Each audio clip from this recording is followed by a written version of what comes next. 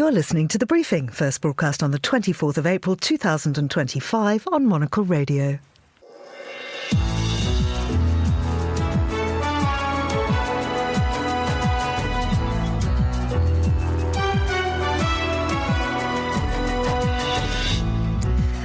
And welcome to The Briefing, broadcasting to you live from Studio One here at Midori House in London. I'm Georgina Godwin.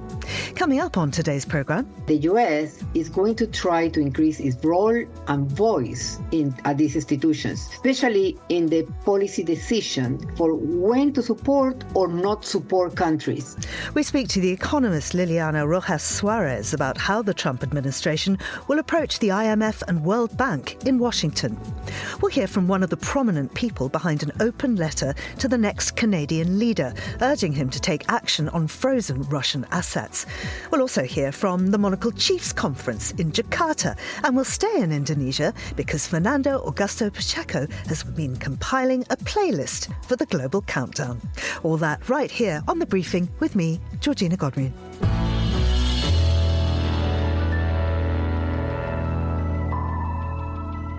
At the International Monetary Fund and World Bank spring meetings this week, US Treasury Secretary Scott Bessent underlined the US commitment to both organisations, saying America first does not mean America alone.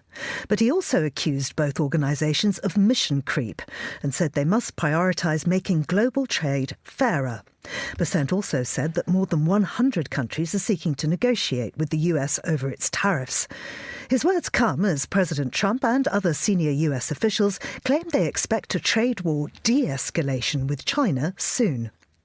Liliana Rojas-Suarez is a senior fellow and expert on macroeconomic policy at the Centre for Global Development think tank in Washington, D.C. She's also the former chief economist of Deutsche Bank. She spoke with our US contributor Rajesh Mirchandani, who started by asking her about the impact Secretary Bessent's words might have. The message really has two parts. First, I think there is a recognition of the valuable and unique work that multilateral organizations do and their value for financial stability and development. But second, and most importantly, I think that the US is going to try to increase its role and voice at these institutions, especially in the policy decision for when to support or not support countries. To me, the message has clear implications about the US position on China. It doesn't want China to be considered as a developing country, implying that the World Bank loans to China should decrease or even be eliminated. And it wants the IMF to have a strong stance against the current China export-led model towards one based on domestic demand. Now, on this last point, I think there will be no conflict since Chinese authorities themselves have voiced their intention to shift into that model. So, there are good parts in the sense of this recognition, but also some part that is going to be open for debate in the months to come for sure. And even at the same time as Secretary Bessent and other voices from the US administration this week have been calling on the bank and the fund to really toughen up on China, they're also acknowledging that the US has a deficit problem. And we've definitely seen this week, I think, a notably different tone from the US. I mean, President Trump said that he won't seek to fire the chair of the Federal Reserve, Jerome Powell. He also said that he expects the trade war with China to ease because there'll be some negotiating. And now the US is actually underlining its commitment to international economic institutions like the bank and the fund. Why do you think this shift is happening? Well, Rajesh, equity, bonds, and foreign exchange rate markets have responded very aggressively and in a negative way to the announcement of tariffs. So tariffs to China, from the US to China, are incredibly high, and so are China's retaliation tariffs. Right? So this basically shuts down large segments of trade and has an expected severe impact of inflation and growth in the US because tariffs are passed to consumers, but also because tariffs are increasing the cost of intermediate product of many US firms. Now, this put Chair Powell in a very difficult position since he will not be able to reduce interest rates as long as there are strong inflationary pressures. So, in my view, the change in President Trump's tone is based on the realization of these facts. Markets have spoken, and basically they are saying that the U.S. would be the biggest loser in the trade war. Especially if there is no independent central bank to control inflation. So this shift in position had to come sooner or later, and actually I'm glad that it's happening now. But it also comes at the same time as the IMF this week is downgrading its growth forecasts for all economies and for global trade. And it says it's as a direct result of the US imposing what are the stiffest tariffs in 100 years. So going forward in the next few weeks or months, as an analyst, what are you going to be looking for as the first signs of negative impacts of the tariffs, and how soon? Well, Rajesh, I'm already seeing the impact of tariffs, with disruptions in the supply chain and cargo ship cancellations in a number of ports in the US. So, in my view, if high tariffs persist, the first signs will be on prices. Since this is a supply shock, reducing the availability of cheap goods coming from China and Asia in general, prices are going to increase. So we don't see this yet because firms and consumers are acting very cautiously. Firms are relying on their accumulated inventories. And households are increasing their savings in the face of so much uncertainty. But eventually, I think that if high tariffs persist, we're going to observe an increase in inflation. And in fact, we saw some big box companies, Target, Walmart, yesterday being reported that they'd spoken to President Trump and urged him that their shelves are going to be empty. And maybe that's another reason behind the more conciliatory tone. So finally, as well as being an expert on macroeconomic policy at the Center for Global Development, you were also the chief economist at Deutsche Bank. So with that hat on, what should decision makers in governments and in financial institutions be doing right now? Well, first and most importantly, keep calm. Uncertainty is extremely high right now, so this is no time to make any radical decisions. Markets, interestingly, are helping because they are putting pressure on the US administration to reverse policies, and hopefully that will work. However, having said that, I think this is a good time to identify where are the most important sources of countries' fragilities to external shocks, and put in place policies to remedy these fragilities, these weaknesses, I think that if global uncertainties were to persist, the countries most affected are going to be those with higher fiscal deficits and larger external financing needs. So, in my view, this is time for action, but not for panic. That was Liliana Rojas-Suarez there, speaking with Rajesh Merchandani. Thank you very much to both. This is The Briefing on Monocle Radio. Now let's join Carlotta Rebello for the day's other news headlines. Thanks, Georgina. The Ukrainian capital, Kyiv, has been hit by a massive drone and missile attack from Russia, killing at least 9 people and injuring at least 80 more. The attack marks one of the largest on Kyiv since the start of the war, coming as US officials plan to visit Moscow for ceasefire talks, and US President Donald Trump accused Ukraine's President Volodymyr Zelensky of harming the negotiations. The US Department of Justice has brought terrorism charges for the first time against a member of the Venezuelan gang Tren de Aragua. It comes after the gang was designated a foreign terrorist organization in February as part of the Trump administration's crackdown on immigration in the US. And French ski resorts can look forward to a new overnight rail service after years of seeking better rail connections to major French cities. The Travel Ski Night Express will debut when the ski season resumes in December, connecting Paris to Aimé, Moutier and Bourg-Saint-Maurice. Read more about the overnight train plans in today's Monocle Minute at monocle.com/minute. Those are today's headlines. Back to you, Georgina. Thank you, Carlotta. A group of prominent Canadian politicians politicians and academics have published an open letter urging whoever wins the election and therefore hosts the G7 must set a powerful precedent against Russian aggression. They're urging the next leader to support the immediate transfer of Russia's frozen central bank reserves, some of which is held in Canadian banks, into a fund for Ukraine's reconstruction and defence. Well, Aaron Burnett is a senior fellow at the Democratic Strategy Initiative in Berlin and a co-signatory of the open letter. Aaron, many thanks for joining us today. I wonder if you could begin by briefly summarising the core message of the letter you co-signed. What are you and your fellow signatories calling on the Canadian government to do?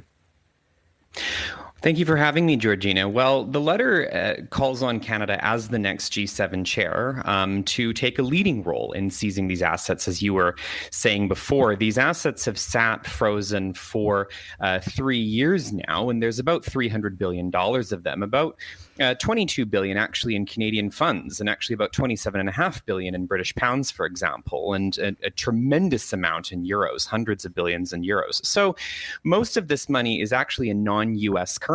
So this is something that Donald Trump, for example, doesn't have a lot of say over in comparison to the other more security dimension aspects, which we're seeing in Ukraine talks right now. So, really, we are asking for this leadership role because Canada's holding the chair, but also because 80% of Canadians support it. And both political parties have recently come out in favor of the idea. That's a first in the Western world. We've had individual politicians support it, including co-signatories Boris Johnson and Rishi Sunak, former British prime ministers who also signed that letter, along with Stephen Harper, a former Canadian prime minister, and 7 former cabinet ministers from the Liberals and Conservatives. But basically, we're saying, it is Canada's time to lead, both because of the G7 chairmanship, but because of the amount of unity in Canada towards this idea. If someone's going to lead, it needs to be Canada because it's best placed to do so. So some argue that seizing these assets could set a dangerous legal precedent. How would you respond to that concern? The legal case in favor, actually, of seizing these assets is quite clear. About, over a year ago, we had 11 prominent international lawyers actually co-sign a memo saying that this was legal under the international dimension of international law of countermeasures. And those 11 lawyers have over a century of experience between them arguing cases before the ICJ, the International Court of Justice. So doing this is legal. And furthermore, it also strengthens international law by simply saying there are consequences for breaking international law. In terms of legal precedent, I think that my worry, and certainly the worry of many legal scholars, is that the precedent of not seizing these assets is actually far more dangerous, because then you're just saying that you have no way of enforcing international law, and also that a state's right to property is more important than its obligation to international peace and security and to human life. And so what are the practical steps that Canada could take right now to move this forward? Well, there's 3 things that Canada can do, and we ask for all of these 3 things in this open letter. The first is pass Senator Donna Dasko's amendments that just make it a little bit easier for Canada's sanctions legislation to, in fact, seize these assets. We've never anticipated having to do this before, so legislation just needs to be brought in line with that. That's already happened in the U.S. with the Repo Act under the Biden administration, so we're asking for the similar measures in Canada.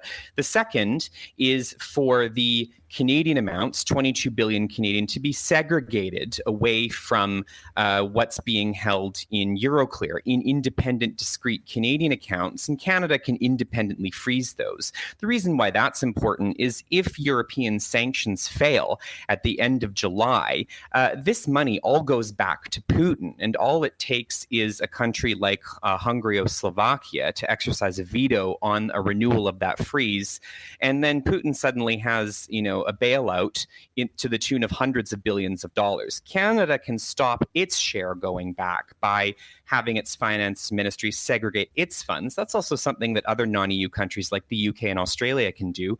And then finally, the last thing is really the main one, which is take a leadership role, argue for this forcefully, especially at the G7 and at the international level, and be clear that Canada supports this, and other countries that might be kind of wondering at the moment about whether to follow, have a leader. Those countries include the UK. The Parliament of the UK passed a motion back in January saying the House believes this should happen. A mention of the confiscation of assets was included in the recent German coalition agreement that will be voted on very, very shortly. So, the international mood on this is changing, and our call is that Canada lead that and say, we recognize it's changing, let's go for it. And finally, is one candidate or the other, because of course we don't know who's won yet, is one more likely to heed this than the other? At the moment, I think so, although I think that could easily change. The Conservatives in Canada, led by Pierre Poilievre, have explicitly released a press release saying they will do this. They are going to be committed to seizing Canada's $22 billion share, and that share can be used for both Ukraine's defense and reconstruction, suggesting that they would do this very soon. The Liberal platform does also commit to seizing Russia's sovereign bank reserves. It says, though, that it should be used for reconstruction. It doesn't include defense in that, which leads me to believe that this is a question that the Liberal Party of Canada, led by former Bank of England and Canada Governor Mark Carney, sees this as a question that can wait, that it can keep the reserves frozen until the war somehow ends, however it ends, and then it can deal with this question then, and it becomes a reconstruction question. I don't think with the European sanctions vote coming up in July that luxury actually exists. So while the Liberal Party nominally supports this, I do have questions about whether they actually understand how serious and how urgent the situation really is. Aaron, thank you very much indeed. That's Aaron Burnett in Berlin. This is The Briefing on Monocle Radio.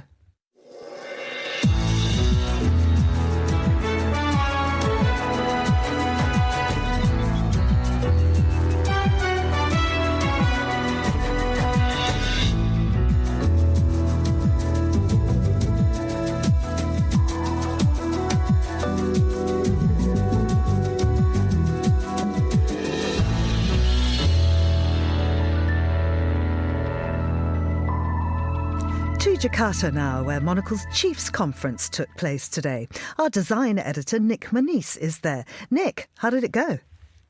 Oh, Georgina Godwin, anything I'm involved in is outstanding. So I would say outstanding. Tell us the details, and perhaps you could highlight the work of some of our colleagues too, Nick. This is I guess an annual conference we host. It's got plenty of play over the radio this week, and it will continue next week. But it's called the Chiefs, and it's about business leaders and business leadership and entrepreneurship.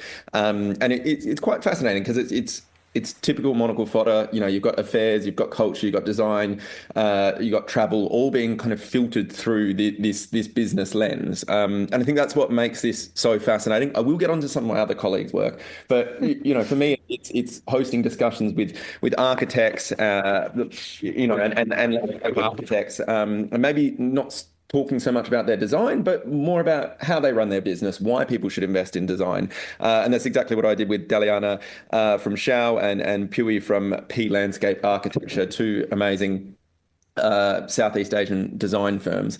But we've got a host of other things happening as well. I mean, I think for me, some of the highlights, I am going to always keep it design related. I kind of can't help myself, but Fiona had an amazing chat with Philippe Delis from That's Fiona Wilson, our Tokyo Bureau Chief. Thank you. Yeah. This is why we've got you, Georgina. This may be why we needed you here, to give that sort of context. But yeah, Fiona Wilson talked to Philippe, who runs Ethnic Craft, which is this amazing Indonesian-made furniture firm. And we just had a great discussion about, I guess brand Indonesia. When you maybe think of high-end furniture, there's a tendency to maybe lean towards the Nordics or Italy, even Denmark. So many of the brands there make in Indonesia, but they kind of present as a Danish brand. And we were talking a little bit about the need for the fact that Indonesia is famous for its outdoor teak furniture, having a little bit of confidence in that, and brands being willing to kind of lean into that. What did you learn, Nick? I mean, I think my favorite was Andrew hosted a panel with Mark Landini, who's Andrew Tuck, our editor-in-chief. There you go. Look at me doing my job. Hosted a panel with Mark Landini, who's an amazing designer from Sydney, and talking about the need for brands to, I guess, distill or really zero in on what their mission is. And if you can do that in 3 or 4 words, then you're essentially on the track to making great calls about what staff you're going to hire. What does your brand actually physically look like? What spaces does it occupy? But I think it can extend to other things as well. And I'm going to put you on the spot, Georgina Godwin. What describe the briefing in 4 words? Can you do that? Can you make a business case for this show? Insightful, analytic, urgent, and very good. That's 5. Listen, what about off the stage? Who did you speak to? Did you meet my friend Lakshmi Denif? She was Miss Indonesia 2022, and I asked for her to be invited, and I believe she had an amazing time. I haven't met her yet, but you will notice her. She's so beautiful. I'm absolutely. Also, I'm also gorgeous. I think that's worth pointing out. I know this is an audio medium, so that can't be fact checked. Well, but, exactly. I think you're rather relying on that, though, Nick, aren't you? Listen, let's talk about the magazine, because you have indeed got the spotlight on that too, because it's a Design Awards special for our May edition. So do flip open the covers for us. What's inside? Let's do this. I mean, so it's amazing. We've got the Chiefs launching today, taking place today. We've got the May Design Special also hitting newsstands today. And I'm sure this has been discussed, but our new website as well. And you can see all this content coming together on monocle.com, where there is an amazing summary of all 50 winners of the Design Awards. And we've kind of got everything from, handsome Nordic furniture to sleek kitchen appliances. It's appropriate that we're in Indonesia for the Chiefs, because there's an amazing brand called Sungai Design from Indonesia. And the awards are about celebrating people that are, I'm going to do my 4 words, building a better world. Sungai are certainly ticking that box. We gave them the award for best material innovation, because they've developed this manufacturing process whereby they collect plastic bags from the beach and from waterways in Bali, in Indonesia, and they melt them down into uniform sheets, which can then be sliced and layered to build furniture. So, and that furniture is beautiful. So you've kind of got... You're essentially building a better world. You're cleaning it up, but you're also giving people beautiful objects that they can take and enjoy. So it's those sorts of themes that kind of run through the awards. Mm-hmm. So you're obviously in Southeast Asia. How is that region represented? I touched on Sungai Design, but I think Asia just more broadly is incredibly well represented in these awards. And I think, we have a little bit of an unusual process in that, we rely on our correspondents across the globe. We've got people in 30 different cities. We've obviously got editors across Europe and Asia as well, and we all sort of come together to build a long list that we then whittle down to a short list. But I'm going to move slightly north and go a little bit outside of Southeast Asia to Seoul in South Korea, which I think was, for whatever reason, seems to have produced some amazing design work over the last year.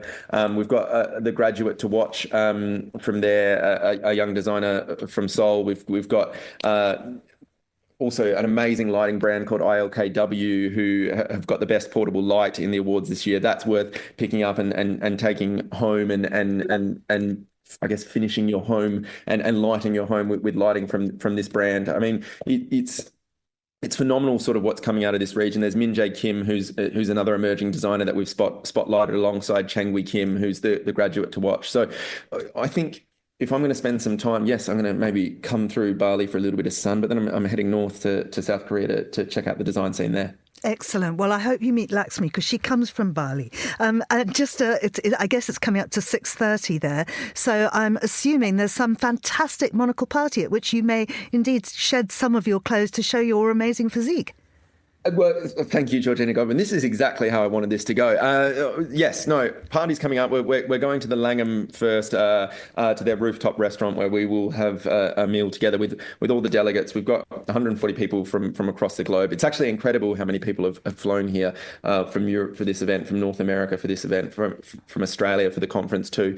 So we're going to have dinner, and then there's talk of a nightclub. So much so, well, not even talk. There are buses organised to ferry us to a nightclub. But I think where you'll find me is at Modern House, which is an amazing bar. It's designed to feel like somebody's kitchen. And I think that's where I'm going to kind of, finish the night. That feels appropriate for me. Having kick-ons in a place that is licensed, I think, is a lovely little treat. Absolutely. Our design editor, Nick Moniz, there at the Chiefs Conference in Jakarta. And the May issue of Monocle magazine can be found on all good newsstands from today. And do check out our brand new website too. This is The Briefing.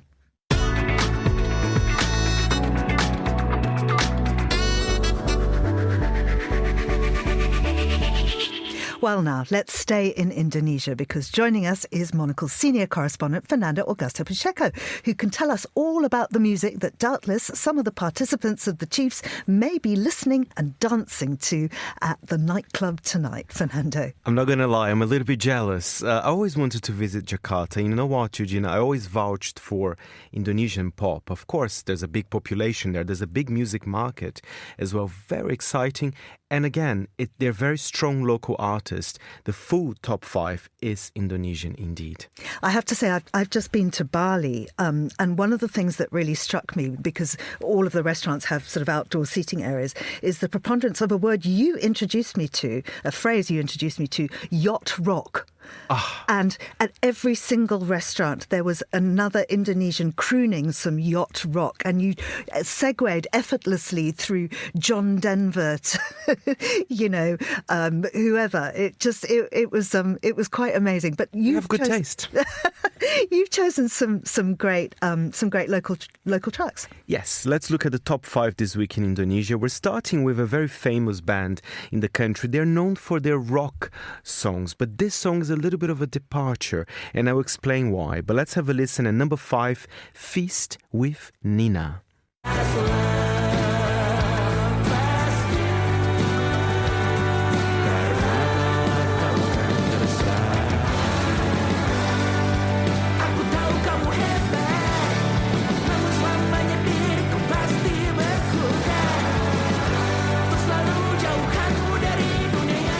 It's a ballad, but you can listen to the guitars there. And they're known for their very social-political songs, but this one in particular, called Nina.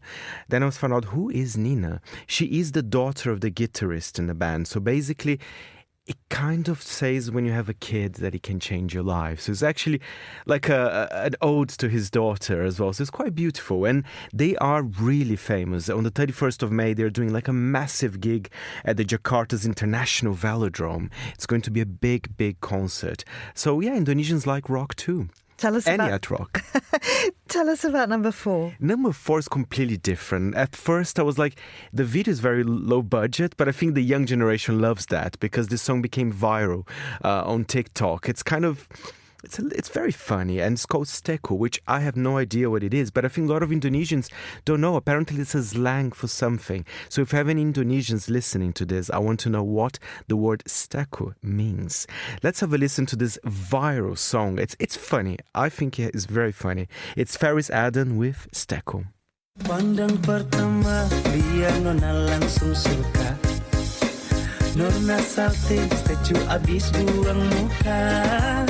Sama buku senyum tiap hari sampai fly datang dalam mimpi nona manis like Nona statue setelan cuek aduhai. It makes me smile. I can see why, yeah. It's adorable, and he's singing, I think, in some sort of Eastern Indonesian dialect as well, which is not usual on the charts. So we come to number 3. This has such an interesting story. So he's a 30-year-old singer-songwriter from Indonesia, started his life as a stand-up comedian, like our design editor Nick Moniz as well. His name is Ryan Laud, and this song, basically, it's a love letter to his wife. It's called Komang. So he says, if I can't be with you, my path will not be as beautiful. You know, it's really, really beautiful, a song. Let's have a listen, then I'll tell you something that I was fascinated about this track as well. But let's have a listen first to number 3. Kau terlalu indah dari sekedar kata. Dunia berhenti sejenak menikmati indahmu. Dan apabila tak bersamamu, kepastikan ku jalani. Georgina, believe it or not, there's a feature film based on this track, and it's coming out soon in Indonesian cinemas. Basically, the film is going to be about the love story of him and his wife. You know, from what I can read, they had quite a traditional love story, but her mom didn't accept him because they had different beliefs. So, her mom actually set up, his current wife with another man. But then they overcome all those challenges and they are in love. And there'll be a feature film about that, of course, with different actors as well. Fabulous, fabulous. Okay, Lesung. Yes, well, we're remaining with Ryan Load, but with a new track called Lesung Pipi, which I found out in Indonesian means dimples in Indonesian. So I love dimples. Do you have dimples? I do not have dimples. Well, at least know where you can see them with my clothes on. I think dimples are fantastic, And this song is about dimples, and his wife does have dimples. So again, he'd love his wife, this man. My God. Kudos to Ryan Laud. He talks about the beauty of her smile, those dimples. Let's have a listen. Mentari terbenam di ufuk barat, di saat itulah dingin rindu selimuti keindahan senyuman dari lesung pipi itu, menikmati. Fernando, would you just like to describe what they're doing behind the glass? Yes, we're all it looks like we're in a concert, just moving our arms We're around. waving our phones, so we've got lights. I love that. I'm feeling good, Actually, the Indonesian charts are making me feel very, very good. Absolutely, I can completely see why. Okay, so number one, what is Nick Manise going to be dancing to tonight? I have bad news for him because I don't think this song you can really dance to. It's going to be quite hard. I mean, maybe a DJ can do like a little quick remix. Basically, the song was released in 2022. It's a cover of a very popular Phil Collins track, which was the soundtrack of Tarzan in 1999. Here we go with the yacht rock again, right? It's rock. Oh my, Georgina. And that's the good thing. I need to go to Indonesia to experience that. You totally do. And it's funny, the song has been released, this cover in 2022, but TikTok rediscovered the song. So, of course, in Indonesia, people love to watch the K-dramas, and people are doing montages with K-dramas playing this very mellow cover by the singer Nicki. And the song is, I'm sure we've listened to it before, You Will Be in My Heart.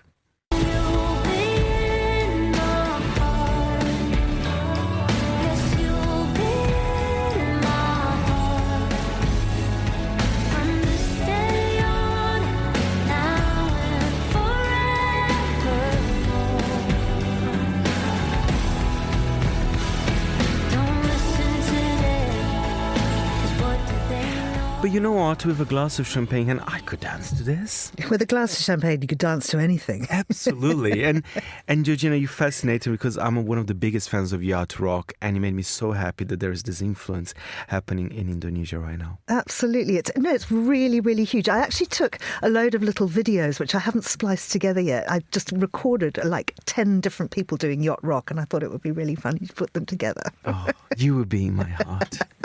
Fernando Augusto Pacheco, thank you for our global countdown today, coming from Indonesia. And that's all for this edition of The Briefing, which was produced by Chris Chermak. Our researcher was Francesca Gilks, and our studio manager was Elliot Greenfield. The Briefing is back tomorrow at the same time. I'm Georgina Godwin. Goodbye, and thanks for listening.